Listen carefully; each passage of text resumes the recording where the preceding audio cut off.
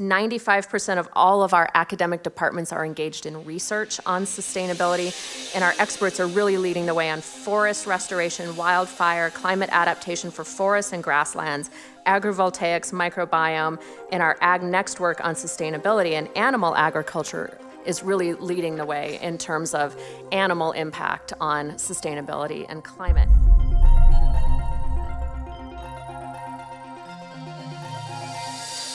So, as Chip said, I'm Amy Parsons. I'm the president of Colorado State University. It's an honor to be here at AREDAY today. This is my first time at this conference, so I appreciate the invitation from Chip. And, you know, the agenda here and the speakers that you have are really impressive and comprehensive, focusing on some of the biggest issues of the day. And I like to think that Colorado State University is equally as ambitious and comprehensive in our work in this area. So really excited to be here today to showcase some of the things that we have going on at CSU in democracy and in the environment and climate.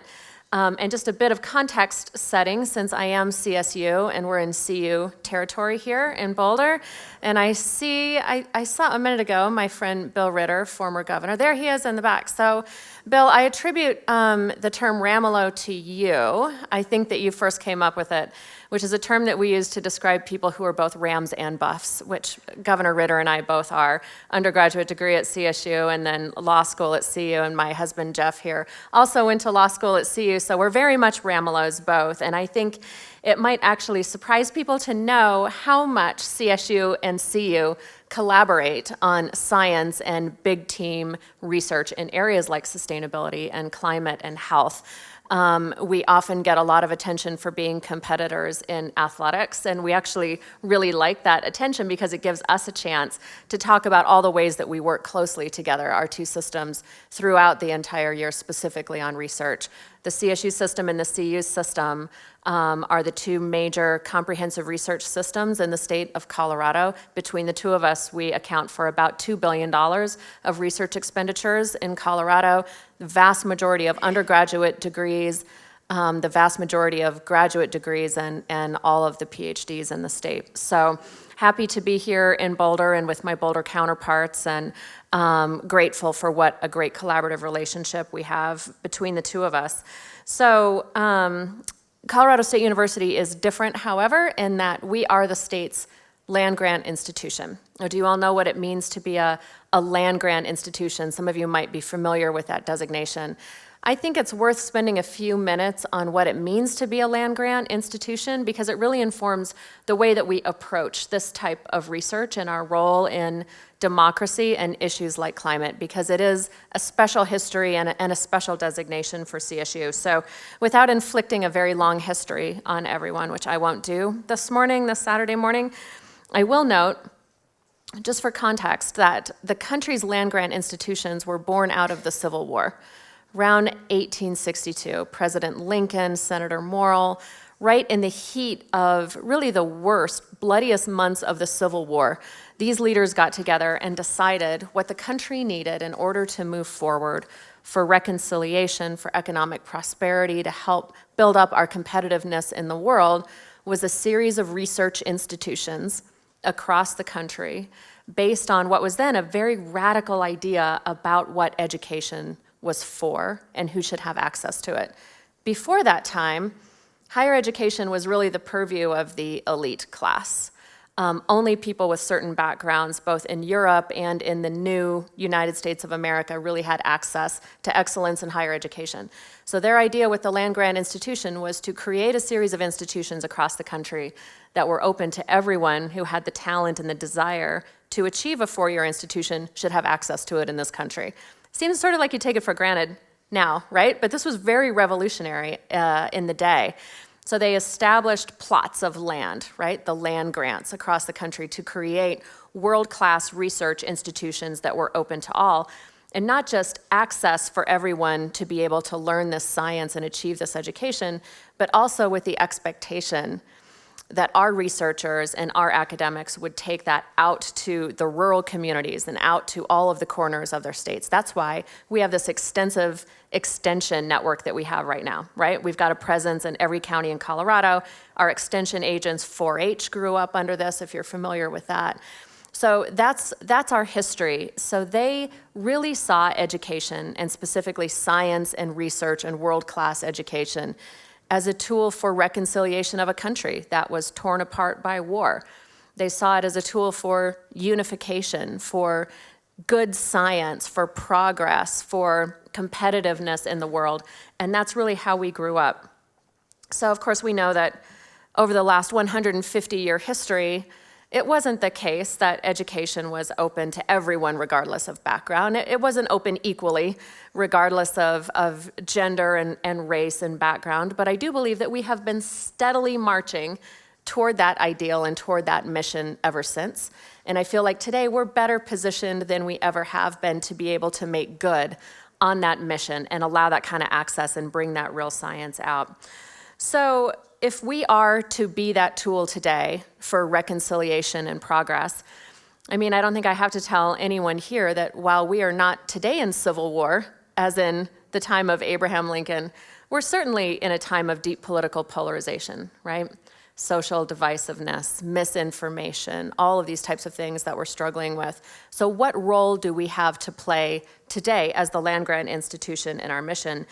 And I personally believe, as the president of CSU, that we need to keep that focus on democracy and training our students to understand how important democracy is, how to have a healthy democracy, and how important issues like climate change really affect it.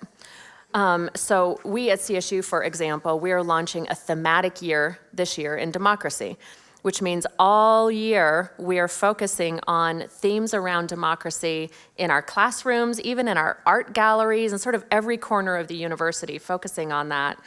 And I'm particularly excited that we're bringing in speakers from vastly different political and ideological backgrounds. So for example, next month we'll have Governor Polis and Governor Cox of Utah. Very different opinions on lots of things, including on climate. We'll have them on stage together, sort of modeling good behavior, if you will, of how to disagree, find common ground, and still make progress. We're having people like Congressman Ken Buck and Congressman Joe Neguse, congressman right here, sitting on stage together. Also, disagreeing, right, on important issues, but modeling for our students how to still make progress with people you disagree with, how to find that common ground and move forward. And I believe we're not going to get very far on these important issues unless we can show our students, our future leaders, really how to engage in those healthy discussions. And Jenna Griswold's here, our Secretary of State, sitting in the front row, so I want to tell her we're focusing on voting, getting all of our students registered to vote. You know, we have 30,000 young people on our campus, nearly all of whom this will be their first election next year, right? So working really, really hard at getting them all to register to vote. We already are a Gold Seal university, which I think that means 80% of our students are already voting. But you forget, we have to do this all over again every single year. And with the big election coming next year, we have to double down and making sure that all of our students are registered to vote and are participating in democracy, learning how to do it their very first time out, right? Their very first time with us as 18, 19, 20-year-olds voting, participating in local elections. And our student body is really engaged in doing this. So it's a major focus, because if they're not participating at this age, even in the small things, right, then we don't have a lot of hope going forward. So, you know, climate change and these global issues are things that I think progress can only be made in healthy democracies, because this takes collective action over a long period of time. And I don't think there's really any other system of government that can do it besides democracy. So in my opinion, these two things have to be inextricably intertwined, and it's really our job, who leading major public institutions, and specifically, in my opinion, land-grant institutions that are grounded in democracy, that really have to take on this responsibility, and it's ours to do. So I will just take a couple minutes. I won't go on. I could go on all day, but I won't, Chip, I promise, brag about how great CSU is in sustainability. But I will just say a few things. CSU was actually the first university in the country to get a platinum rating on the STARS scale, which is the sustainability scale against which all universities are judged. And CSU was the first one to achieve a platinum rating. If you're familiar with this scale, that means that we have to work in sustainability and attention to climate in everything that we do. That's our curriculum. So CSU right now is the #1 rated university in the country for our interdisciplinary curriculum on sustainability. 800 classes at CSU include a focus on sustainability. Every single one of our colleges has a major or a minor focused on sustainability. We build it into how we run our operations of the university with one of the biggest geothermal plants in the country. We've got 43 solar arrays on our rooftops. True to our agricultural heritage, we're growing a lot of our own food that comes into our food pantries for our students. 95% of all of our academic departments are engaged in research on sustainability, and our experts are really leading the way on forest restoration, wildfire, climate adaptation for forests and grasslands, agrivoltaics, microbiome, and our Ag Next work on sustainability and animal agriculture is really leading the way in terms of animal impact on sustainability and climate. So a lot of our assets, including the Salazar Center for North American Conservation, soil carbon solutions, I won't name them all. And I've also learned in my job that every time I list all of the things that we have, people then email me 3 or 4 things that I forget. So I'm not going to list them all here, but I know that you're listening to Governor Ritter is part of this event, and he, of course, has the Center for New Energy Economy. We're very fortunate to have Governor Ritter and his center at CSU, and I'm sure you'll hear a lot more about that. But CSU has also pledged to utilize 100% renewable electricity by 2030 and has a goal to be carbon neutral by 2040 that I think that we're going to hit. So one thing that I have learned, I've just been president of CSU for about 8 months now.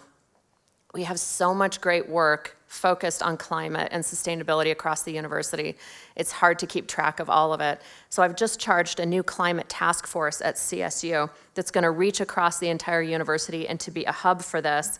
And one of the main things that they're doing is creating undergraduate degrees and credentials in climate change. So this is a big need across the country. Students are coming into the university wanting to learn about climate change in an interdisciplinary way, get degrees, get certificates. They are in demand from organizations like what you all are with, from industry, from businesses of all kinds, from governments. So we need to be producing the students who really understand this, who are professionals in this from a technical and a policy standpoint, so that they can go into this industry and really make a big difference. And CSU wants to be the leading university that produces these professionals out into the world. We're also creating a climate resource hub at our Spur campus in Denver to work with local K-12 schools to really help bring this into the K-12 curriculum as well. So a note about our Spur campus in Denver. I know a few of you have been there. Are you familiar with the new campus in Denver? Yeah, that's great. So we just opened up our third of 3 buildings in our Spur campus in Denver, focused on food and water and human and animal health. It's right in the heart of the National Western Stock Show complex in Denver. So any of you who have been to the National Western Stock Show in Denver, that's where these buildings are. And I don't think that there's any other state in the country that has an asset like the Spur campus. It's got this rich history of agriculture, right? The National Western Stock Show has been on that site in Denver for 123 years, maybe 127 years, I think. And it has remained in the city as Denver has grown up around it. And CSU, with our roots in agriculture, has always been a partner to the National Western. About 10 years ago, city leaders decided to take a look at this piece of land in Denver with all this great history and say, how do we build this into something new that has a vibrancy and year-round outreach for people? I was part of that team originally. CSU decided to partner on it and say, all right, let's turn this into a campus that's really focused on these big issues, and climate and sustainability being one of them. How do we really bring in a focus on food and agriculture and human and animal health and water? So we built these 3 beautiful state-of-the-art buildings down there. We sort of turned the university inside out. So these buildings are open to all of you every day of the week. They are open to the public. We're bringing in thousands of K-12 students every day to come in and actually see scientists at work on these hard problems. It's a long bet we're making on this, but what we want is to bring in all these K-12 kids, lifelong learners, seeing cutting edge research and science happening in these buildings, and start to understand not just what these big grand challenges are, but to see themselves as the solutions. See themselves to say, I can be the researcher in that lab working on these water issues, energy issues, human and animal health issues. Hopefully they'll come to CSU, but regardless, they will be future professionals working in these fields, really making a difference. So, talk about adaptation and resiliency. I think that the Spur campus is really a physical embodiment of what we're trying to do. With the land grant mission, we've done interesting things on that site to be a living laboratory. When we first inherited the site, we had a gigantic eyesore of a 10-foot tall sewer pipe. Ran the length of the building and actually blocked access to the Platte River. You wouldn't even know that the river was there on that site because it was blocked by these pipes. Well, smart scientists at CSU figured out a way to bury these pipes and to capture the heat coming off of them. So today it's I think it is the largest sewer heat recovery system in North America that is powering our Spur campus. So we took an eyesore and turned it around. Thanks. We're really proud of that. So we took an eyesore and really turned it into renewable energy, and it's something that K-12 kids and everyone can go in and actually see what a solution looks like in real life. So those are things that CSU is doing out there. We encourage you all to get down there and take a look. So let me bring it all back to where I started here, which is the establishment of the land grant mission and the early efforts to want to level the playing field and democratize education and reconciliation and prosperity. I feel like that mission is as urgent and as important today as it was, maybe even more so at its founding, and something that I think CSU and the state of Colorado can really take a lead on. Led by our land grant mission, but in partnership with our federal labs, in partnership with all the amazing nonprofits and businesses that we have focused on this in Colorado, with our other universities. CSU and Colorado in general is poised to really take a lead across the country, thanks in large part to people like Chip and things that are really happening in all the energy around this space in Colorado. So it's an exciting place to be right now. A lot of great things happening on democracy, amazing work happening on climate and sustainability, and we're busy thinking about how we tie all of this together so people are thinking about democracy and climate at the same time and not as two different things. I don't have all the answers on how to do that, but I have to think that if we keep that focus on democracy and year over year we're talking to our students and our faculty are engaged in all of these issues, understanding that only a democracy and a healthy society can solve them, then we're gonna make progress on that. So, we're working on those first-time voters, Jenna. We're gonna get them going for you.